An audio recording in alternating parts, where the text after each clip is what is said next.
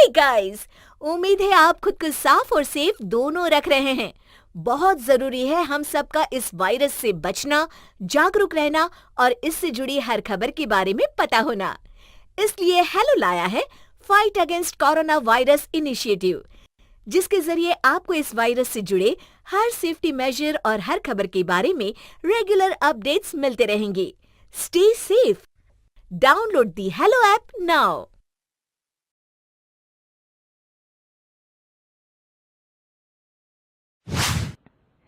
लक्ष्मी का अपने घर में पूरा दबदबा था। हिटलर की तरह वो सारा काम अपने पति और बेटे से करवाती। धीरे धीरे उसके पति की तबीयत खराब रहने लगी। सुनो जी, अब आप बुजुर्ग हो गए हो, काम में भी अब हाथ आपके फुर्ती से नहीं चलते। अरे भाग्यवान, भगवान से डर। तुझसे मैंने शादी अपने इकलौते बेटे के अच्छे पालन पोषण के लिए की थी, लेकिन तूने तो उसका बेड़ा गर्क कर दिया। मैंने क्या किया? पढ़ाया लिखाया, अब नौकरी नहीं लग रही तो मैं कैसे जिम्मेदार हो गई? अब घर में बैठकर रोटी तोड़ रहा था तो मैंने कहा काम ही कर ले। एक तो भला करो और ऊपर से बातें सुनो। तभी सारंग वहां आ जाता है। बहुत भूख लगी है माँ, कुछ खाने को दे दो। अब तुम्हारे पापा का हाथ तो चल नहीं रहा है। मैं ही जा रही हूँ आज किचन में, बनाती हूँ कुछ। हे भगवान, कैसे होगा इतना काम मुझसे? लक्ष्मी किचन में काम कर रही होती है कि तभी अचानक उसे आइडिया आता है। अरे मैं भी ना, अरे यहाँ तो फ्री की नौकरानी ला सकती हूँ मैं, फिर मैं क्यों खाना बना रही हूँ? उस दिन लक्ष्मी सारंग की पसंद का खाना बनाती है और बैठकर उसे बड़े ही प्यार से खिलाती है। खा ले बेटा, खा ले, पेट भर के खा ले। अरे रुक, मैं तेरे लिए ना गर्मा गर्म रोटियां लाती हूँ। सारंग और उसके पिता एक दूसरे की ओर बड़े ही हैरानी से देखते हैं। बेटा सारंग, जरूर दाल में कुछ काला है, वरना ये औरत तो हमें बासी खाना भी सुकून से ना खाने दे। सुनील की बात लक्ष्मी सुन लेती है और जोर जोर से चिल्लाने लगती है। अरे हाँ, भलाई का तो जमाना ही नहीं रहा। एक तो आग में खुद को जलाकर तुम लोगों के लिए खाना बना रही हूँ और ऊपर से तुम्हें दाल काली लग रही है। अरे माँ, पिताजी का ये मतलब नहीं था, तुम बुरा मत मानो। अरे हाँ बेटा, तू कहता है तो मान लेती हूँ।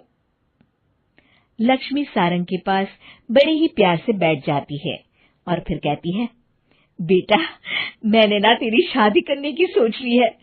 अब तेरे पिताजी के हाथ भी नहीं चलते, तो सोच रही हूँ तेरे लिए बीवी ले आऊं।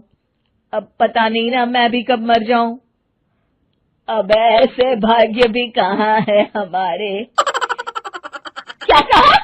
अरे हाँ, तुम तो चाहते ही हो कि मैं मर जाऊं, लेकिन मैं अपनी प्यारी बहू का चेहरा देखे बिना नहीं मरूंगी। हाँ माँ, शादी तो मैं कर लूं, लेकिन मैं नौकरी नहीं करता, फिर कोई क्यों देगा मुझे अपनी बेटी?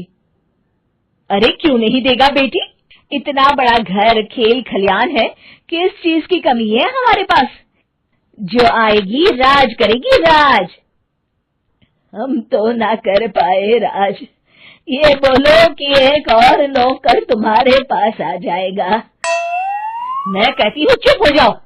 अरे खुद के घर का खाना बनाएगी तो क्या नौकरानी हो जाएगी? अब तुमसे तो किचन का काम होता नहीं, तो कोई तो करेगा ना। ठीक है माँ, तुम जैसा सही समझो बस। अब मेरी एक शर्त है, लड़की जो भी हो वो दिखने में कैसी भी हो या कहीं की भी हो, बस पढ़ी लिखी होनी चाहिए। अरे हाँ, ला देंगे पढ़ी लिखी बेटा, मैंने कौन सा काम करवाना है उससे। हाँ। और फिर एक दिन पास के गांव की ही रति से सारंग की शादी हो जाती है। रति दिखने में बहुत ही सुंदर थी, साथ ही साथ काफी पढ़ी लिखी थी। रति को लक्ष्मी के सौतेले होने की बात पता नहीं थी। शुरू शुरू में जब रति ने सारंग को घर का काम करते देखा तो हैरान रह गई।